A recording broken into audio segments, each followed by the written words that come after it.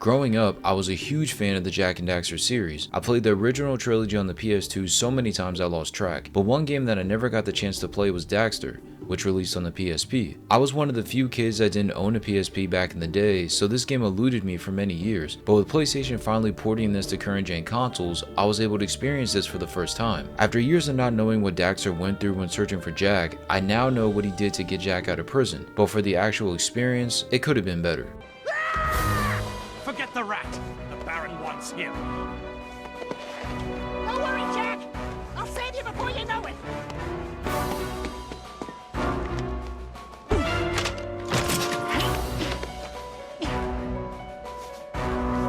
The gameplay for Daxter feels like it does during the segments in Jak 2 and 3. If you played either of those games, then you know what I'm talking about. Everything feels smaller in scope and scale and puts you in the perspective of the Ottsel. Just like in the other games, you can run around and double jump onto ledges and platforms, with him being just as nimble as before. However, this game adds a bit more to his gameplay than we had in the original Jak games. This came in the form of the bug swatter. This bug swatter was your primary weapon, as you would use it to swat metalhead bugs in a bunch of different levels. Before, you would use Daxter's hands and feet to perform physical attacks, but that wasn't the case this time around. I wouldn't have been mad if the devs reused that again for this game, but I was cool with the bug swatter once I began to use it. Using this is as simple as it gets. You literally just spam the square button and Daxter starts swatting at everything. But where the bug swatter gets interesting is when you start learning different extermination tank sprays based on different colored eco. The different ecos included green, blue, and red. Each of these ecos offer different functionality for the swatter that was helpful depending on the specific situation. The green eco was a gas-like substance where spraying it would slow down and stun the bugs you went up against, leaving them vulnerable for attacks. The red eco would turn the gas into flames, creating a flamethrower that would burn up the bugs and burn down certain obstacles that might be blocking your way forward. The last eco was the blue, which provided you with a high range damage projectile type of effect, killing multiple enemies with only a couple shots. I liked using each of these different ecos equally, as there wasn't one that I leaned into more than the others. I sort of just used them whenever I wanted to. This isn't a bad thing, it's just that none of them stuck out to me from each other. Regardless, as you unlock these, you'll see that you need to use a combination of the three in order to defeat all the bugs because they're all useful. Even with these cool effects, the most important aspect of the extermination tank was that you could use the eco to reach different ledges and platforms. The tank doubled as a pseudo jetpack, allowing you to use the eco to glide yourself to areas that you wouldn't be able to access otherwise. This mechanic seems minute on the surface, but with the way this game is designed, it's actually the most important mechanic in the game. Just like the other Jak games, this game's platforming is still a priority, so using this jetpack to reach every area is crucial in order to progress.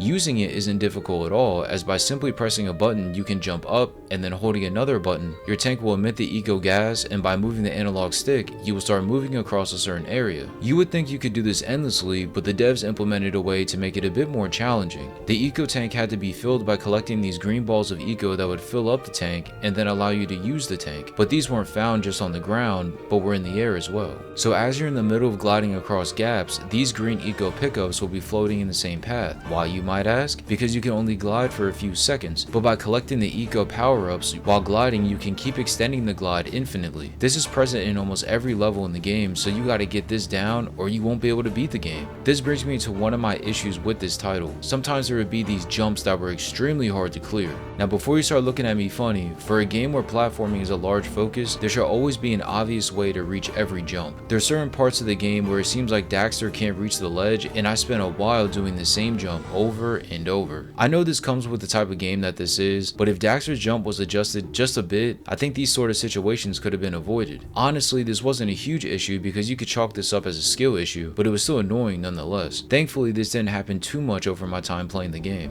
What I thought was cool was how you were able to explore a small square of Haven City, as the game takes place in a person's exterminator shop and some areas around it. As you leave the shop, you can hop in a vehicle and drive to certain areas where you would then complete the missions. Now I did mention that it's a small square of the city, and I'm not exaggerating. If you try to fully explore the city, you can't, as there's these red barriers that prevent access to the next area. This just reminded me that I'm still playing a PSP game at its core, even though there was a bit of freedom. Regarding the levels themselves, I thought these were just okay. None of them stuck out to me. They seemed like basic levels that allowed us to use Daxter the way the devs had in mind. Nothing groundbreaking or memorable to make me say, wow, that was amazing, but each level just fit, which isn't a bad thing. I mentioned the bug swatter already, but within each of these levels you had to swat spot a whole bunch of bugs using the different types of eco and then collect a certain amount of something to complete the mission. This was pretty much the same for the majority of the levels in the game. This made the game comfy and just a vibe. The gameplay loop itself was pretty repetitive as you're jumping, gliding, and killing bugs all over these levels as you try to complete each mission. If anything annoyed me, it was just missing jumps or falling off ledges. There is an area of the game that takes place in a forest-like area where you use a glider to complete the tasks. I thought this was a great area as flying around hitting bugs is really fun. It reminded me of the normal driving in Jak 2 and 3, but with Daxter instead. This flying type of gameplay is present in some of the other levels too, but it wasn't the focus. It's more of like an add-on that is included within the levels, a sort of break in the action. But even still, I thought they fit in really nicely in regards to pacing. To my surprise, there's a couple boss fights in the game. Now I was torn on these because these fights were fun, but at the same time, I thought their design could have been a bit better. Too many times I found myself thinking, what am I supposed to be doing here? How am I supposed to kill this thing? The biggest issue that appeared during these fights was the camera. There were so many moments where I died because the camera wasn't positioned right, or I couldn't see where I was supposed to jump because the camera didn't show the area correctly. This made the fights a bit harder than they were supposed to be.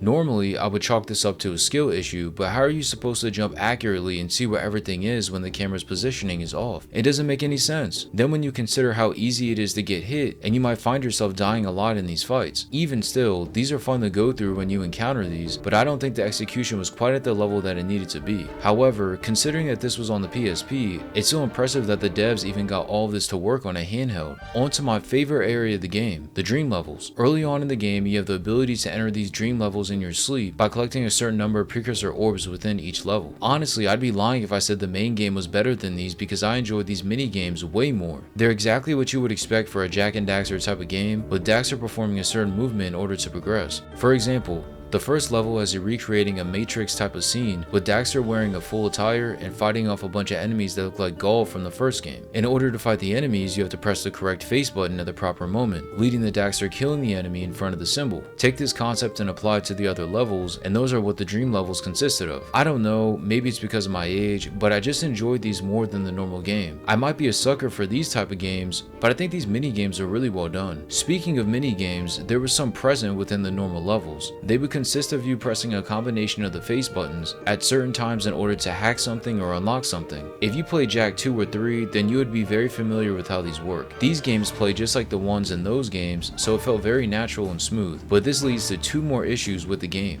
I think this game was in desperate need of a mini-map. It was by no means hard to find what you were looking for, but trying to get back to the entrance of these places was a lot harder than it needed to be. I spent so much time going in circles because I wasn't sure of where to go next. Maybe the intent was to reduce the hand holding, but a map or a marker would have went a long way in making the entire navigation easier. It's like they want you to memorize where the entrance was, and then once you complete each mission, you just have to find your way back. I know this was the case in the other Jak games, but in those games it's pretty obvious where you're supposed to go, but not in Daxter. Another thing that I would have liked to see was more prompts appear on screen. Like you will do something, see a cutscene, and then the game wants you to do something else, but it doesn't actually tell you. You just have to assume it wants you to do something. Maybe this is nitpicking, but there was a bunch of times where I was like, okay, I did this, now what am I supposed to do now? It was never obvious. In the other Jak games, you always had the menu tell you what mission or task needed to be done next. I could have missed something, but I think the game was just missing a piece of clarity that would have made everything a bit easier to find and understand. In its entirety, the gameplay for Daxter is actually pretty good for a PSP game. However, too many times I found myself getting annoyed by the level design and how annoying some of the jumps were. If you like platformers, this game is definitely going to be up your alley, but it doesn't do anything special. The gameplay is just basic, which is fine for a handheld title. The story in Daxter fills in the gap between the 2 years he separated from Jak at the start of Jak 2. For someone like myself who never played this, the story was the main reason I wanted to even give this game a try. By the time I reached the end, I think it was worth it. You meet some new characters and see everything Daxter had to do in order to get back to Jak. I'd be lying if I said I cared about any of these characters, but it was cool to see some new faces nonetheless. What took me out of the experience a little was how bad the graphics were on the cutscenes. The game looked good during the gameplay, but the actual scenes themselves looked rough. Many times they were pixelated and blurry, which is really jarring after going through a long gameplay segment. You could still see what was going on and understand what was happening, but it was just nasty to look at. So many times I would start a cutscene and just give an ugly face because the scenes looked that bad. Even with that in mind, the story was simple and easy to follow. As Daxter works at an exterminator shop, the whole premise of the store was helping the shopkeepers so you could get back to Jak. Jack. As you get to the latter stages of the game, that's when the good story beats start dropping. You see appearances from Errol and the Metalhead leader, offering additional context to help clear up some gray areas leading into Jak 2. I won't spoil on what those were, but if you played Jak 2 before and then play this, you'll find yourself like, oh, okay, so he knew this and this is why they were doing that by the time you finish the game. The story itself doesn't do anything crazy, but it does exactly what it's supposed to do. Fill in the blanks after the intro scene of Jak 2 and help connect the story of Jak 1 to Jak 2 a bit more seamlessly. To put it simply, if you enjoyed any of the stories in the other Jak games, you'll enjoy the story with this game. Just don't be expecting anything jaw-dropping because you're not going to get that with this one. Overall, Daxter is a decent game. With this releasing on the PSP, I didn't get the chance to play this, and honestly, I'm glad I didn't. Playing this on the PS5 years later allowed me to get better gameplay graphics, allowing for a more modern experience. However, this game still feels like a PSP game, which you can view as a good or bad thing. Having played the original trilogy and Jak X, this game is just okay. But if you're like me and didn't know what happened after that opening scene in Jak 2, then you have to give this game a playthrough because it's worth it for the story. For those reasons, I want to give this game a 6.5. This game is by no means a bad game, but it's forgettable. Once you see what Daxter did to get back to Jak, there isn't a reason to return to this game ever. This game is the definition of a one and done, as after you finish it, I doubt you want to run this game back unless you're going for trophies. Regardless, if you're a huge Jak fan like myself, then you have to play this just to check this game off your list. I think this game probably hit way more back when the PSP was in its prime, but in 2025, not as much. What did you think about Daxter? Did you play this game as a kid, or are you hearing about this for the first time? Let me know in the comment section below, and if you enjoyed this video, feel free to watch one of my other reviews right here.